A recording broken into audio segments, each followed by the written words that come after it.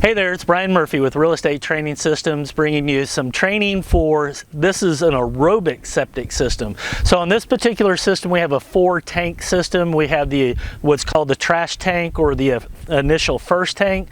Then we have the aeration tank, where it's encouraging the bacteria to break down the solids and everything. And then we'll move into a 3rd tank, which is a holding tank. Once the holding tank gets to a certain level, it passes across some type of chlorinator, whether it's bleach or chlorine. This particular one's going to be bleach tablets, and then it goes into a final holding tank, and you'll either have sensors in the final holding tank or you'll have floats in the final holding tank. And that way, whenever the tank gets to a certain level, then it distributes it out to the field. So today, what we have is we needed a shovel to be able to open up a couple of these tanks because they were wedged open. So whenever we're looking at the tanks, we want to make sure the tank lids are either type that's secure into place with screws or fasteners of some sort, or the lid weighs a minimum of 35 pounds. That way it keeps children from accidentally playing around with the tank lids or accidentally falling in as well. So we'll use a shovel sometimes to be able to access the lids. And then we have a probe. Sometimes you need a probe to be able to probe where the tank location is, especially if it's a traditional system. Typically the lids are buried, so you need a probe to find the tank area. Then you might use a shovel to be able to open it up. With an aerobic type system, basically made this one ourselves, and it's just 3/4 inch PVC pipe. Put a little hook on the end, so that way when you have floats in there, you should have a minimum of 2 floats. And so you have the initial float, and then you have, I'm getting to full float as well. So we'll need this particular tool to be able to do the inspection. So on this first tank, what we want to do is look inside the first tank, and we want to make sure the baffle is turned the right direction and make sure that there's nothing blocking the baffle. With this particular one, we have trash that's come from the house. It's blocking the baffle area.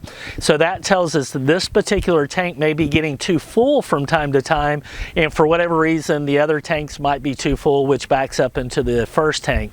So this is definitely a clue for us to say there's probably something wrong with this particular system.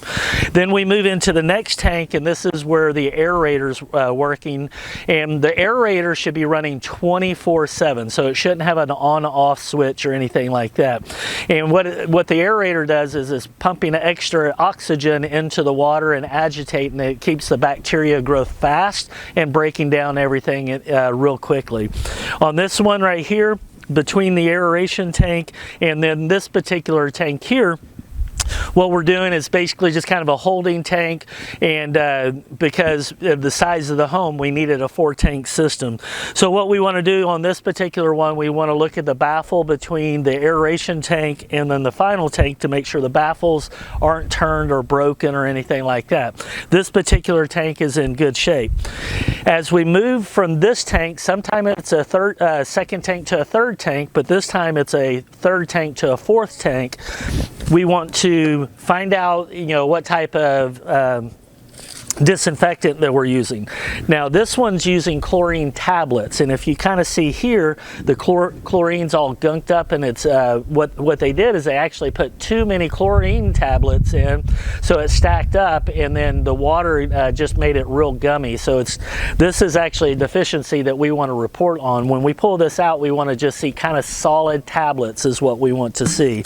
So basically it's passing by the chlorinator here and then dropping into the final tank. Now in the final tank, what we're going to have is floats or sensors. With this particular tank, we have 2 sensors. We have a lower sensor, and what the lower sensor is doing is once the water level hits that sensor, it turns on the pump. It's a grinding pump, turns on the pump, and then distributes out into the field in this location. We also have a second sensor, and that means the tank is getting too full when it gets to the second sensor, and it's going to set off an alarm over at the aerator.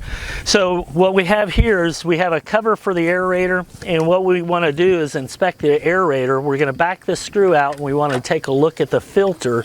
This filter says that it should be replaced once a year, almost never done. So what we do is we take a look at the filter. You can see that it's dirty, so this is something that we would report to our client as well. And then to be able to, we want to actuate the alarm.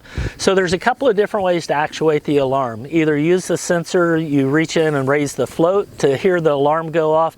Also, we can create what's called a pressure drop in the system. If we create the pressure drop, the alarm should go off as well. In this particular one, this one's easy to separate.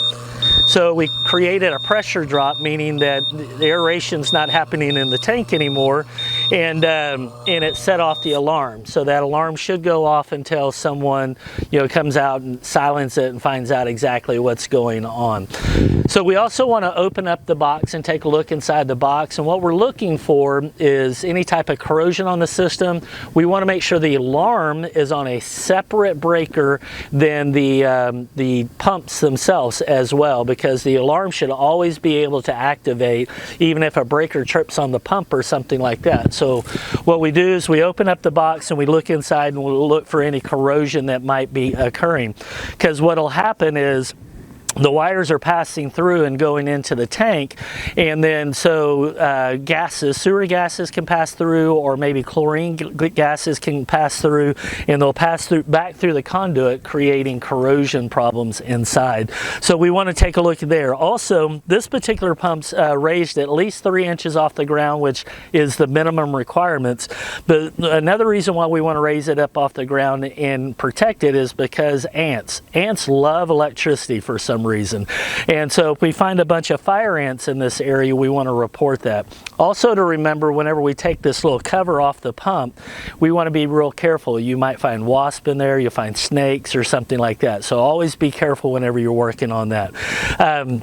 So that's the basics of an aerobic system inspection. So what we'll do is we'll actually fill up the tanks and add water to these particular tanks, because it's a little low on the final tank, and then we'll go out and look at the distribution field, making sure the heads are painted purple, that they're spraying only onto this property area with a 50-foot setback from other pieces of property as well.